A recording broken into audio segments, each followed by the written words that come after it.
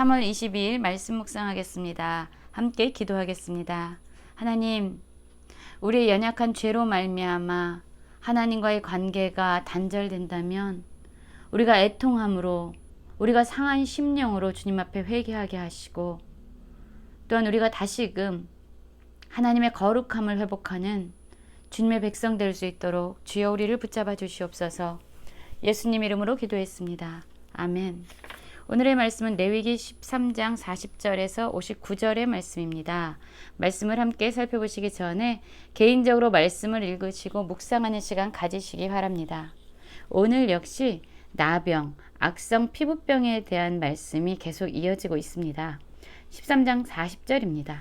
누구든지 그 머리털이 빠지면 그는 대머리니 정하고 앞머리가 빠져도 그는 이마 대머리니 정하니라. 그러나 대머리나 이마 대머리에 희고 불그스름한 색점이 있으면 이는 나병이 대머리에나 이마 대머리에 발생함이라. 제사장은 그를 진찰할지니 그 대머리에나 이마 대머리에 돋은 색점이 희고 불그스름하여 피부에 발생한 나병과 같으면 이는 나병 환자라 부정하니 제사장이 그를 확실히 부정하다고 할 것은 그 한부가 그 머리에 있음이라 라는 말씀으로 시작하고 있습니다. 그렇습니다. 오늘 역시 이 나병, 특히 대머리에 발생한 나병을 진단하는 데 있어서 제사장은 주의를 기울여야 했습니다. 무엇이 정하고 무엇이 전염성을 가지고 있는 나병에 해당되는지 그것을 진단하는 역할을 제사장이 주의 깊고 세밀하고 정확하게 내려야 했던 것이죠. 그래서 이제 피부에 발생한 것이 나병이다, 이는 나병이다 라는 진단이 확실하게 나오면요, 나병 환자가 하는 일이 있습니다. 이는 나병 환자라 부정하니 제사장이 그를 확실히 부정하다고 할 것은 그 한부가 머리에 있음이라.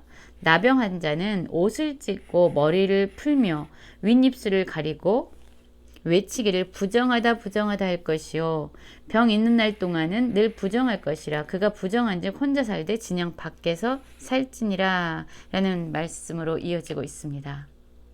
그렇습니다. 나병이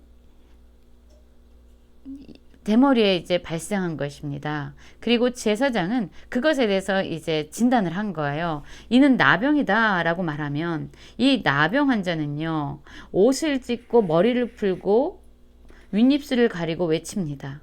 옷을 찢는다는 것, 머리를 푼다는 것은요, 아주 심한 애통한 그런 마음의 상황을 표현하고 있는 것입니다.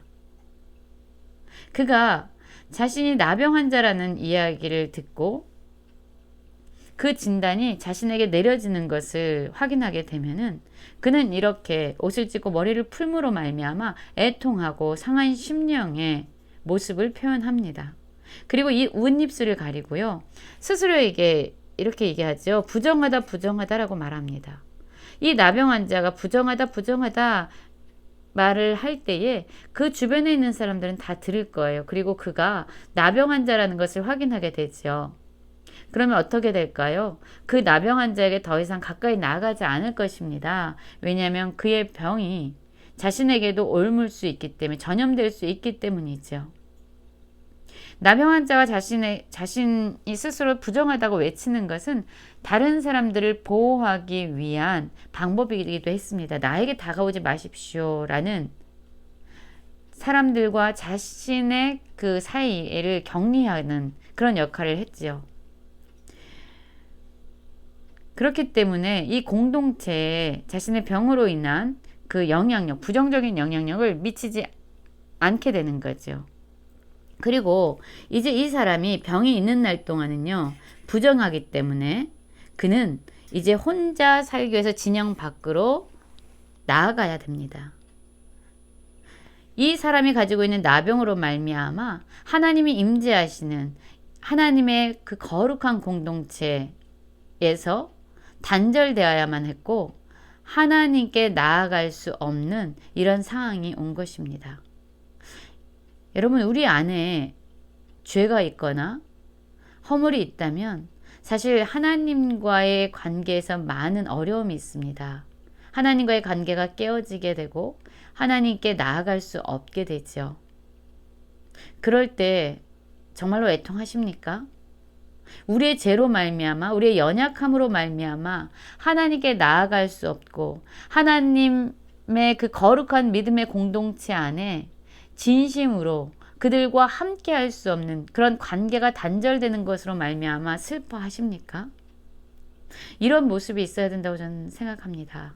우리 안에 작은 죄가 있거나 우리 안에 연약함이 있거나 또한 다른 사람들에게 부정적인 영향력을 미칠 수 있는 그런 악함이 있다면 여러분, 우리는 애통하고 회개해야 합니다. 그런데 우리가 이런 상황 가운데 있을 때에 가장 애통할 수밖에 없는 이유는 바로 생명의 근원 되신 하나님과의 관계가 단절되었다는 것입니다. 그리고 하나님을 섬기는 그 믿음의 공동체 가운데 깊이 있게 들어가서 그들과 함께 관계하고 하나님 안에서 함께 즐거워할 수 없다는 것이 바로 가장 큰 애통함의 이유가 되는 것이죠. 그래서 나병 환자라는 것이 진단된 이후에 이 나병 환자는요, 옷을 찢고 머리를 풀고 또한 스스로 부정하다고 하면서 이제 진영 밖에 나아가서 혼자 사는 이런 삶을 살게 됐죠.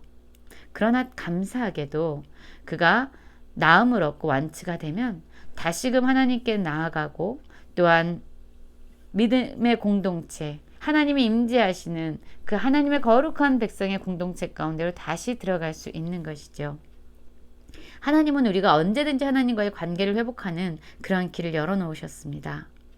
그리고 47절부터 보면은요, 이제 의복에 생긴 나병에 대해서 어떻게 다뤄야 되는지에 대해서 말씀하고 있어요. 의복에나 가죽에나 또한 날에나 씨에나 가죽으로 만든 모든 것에 병색이 푸르거나 붉은 것이 생겼습니다. 그러면 제사장은 또한 그 색점을 잘 진찰해야 돼요.